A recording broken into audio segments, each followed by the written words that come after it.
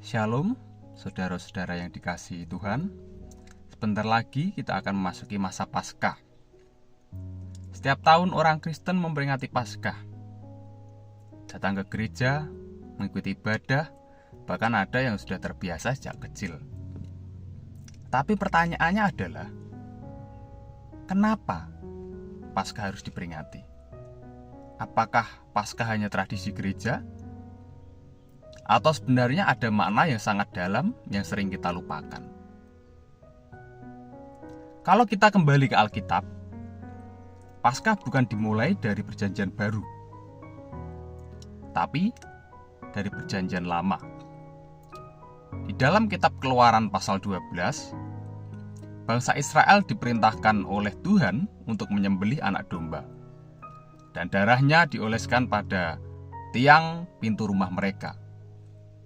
Firman Tuhan berkata dalam Keluaran 12 ayat yang ke-13,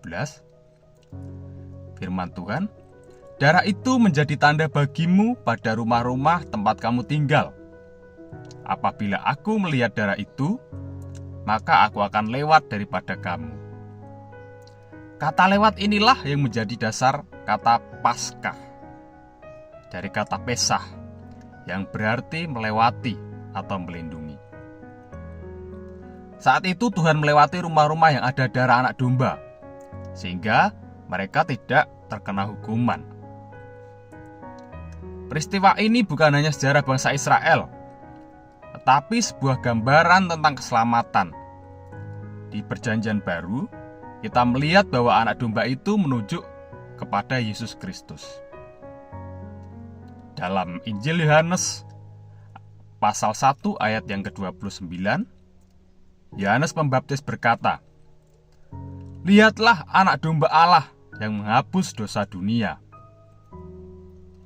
Yesus mati di kayu salib bukan kebetulan, bukan karena kalah, bukan karena tidak berdaya, tapi karena memang itulah rencana keselamatan dari Tuhan Bapa. Rasul Paulus berkata dalam 1 Korintus pasal yang ke-5 ayat yang ke-7, "Sebab anak domba Paskah kita juga telah disembelih, yaitu Kristus." Artinya, Paskah yang dahulu dilakukan oleh bangsa Israel digenapi dalam pengorbanan Yesus di kayu salib. Karena itu, Paskah bukan sekedar perayaan.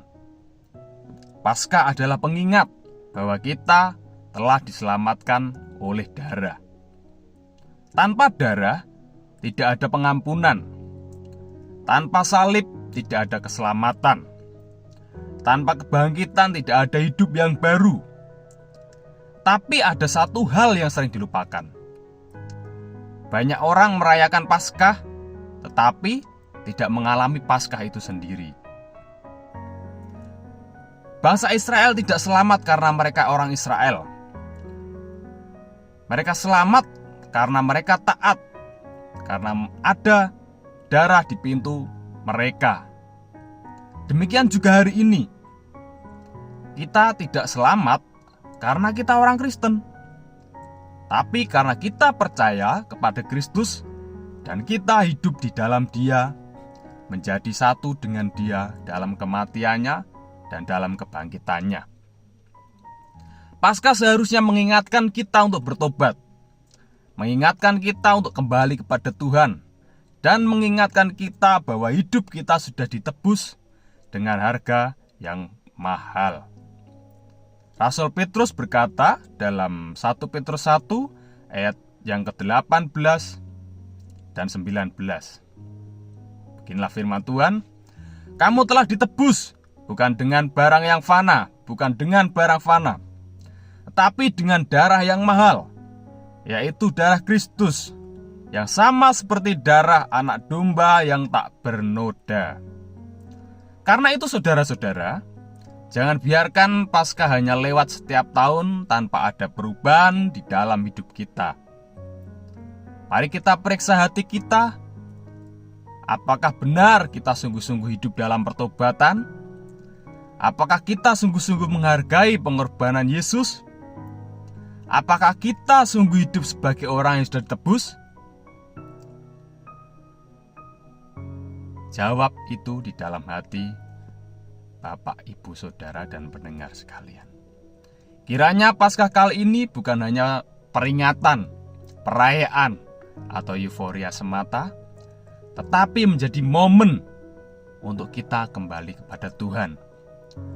Momen untuk memperbaharui iman, dan momen untuk hidup sungguh-sungguh di dalam Dia, di hadapannya. Tuhan Yesus memberkati.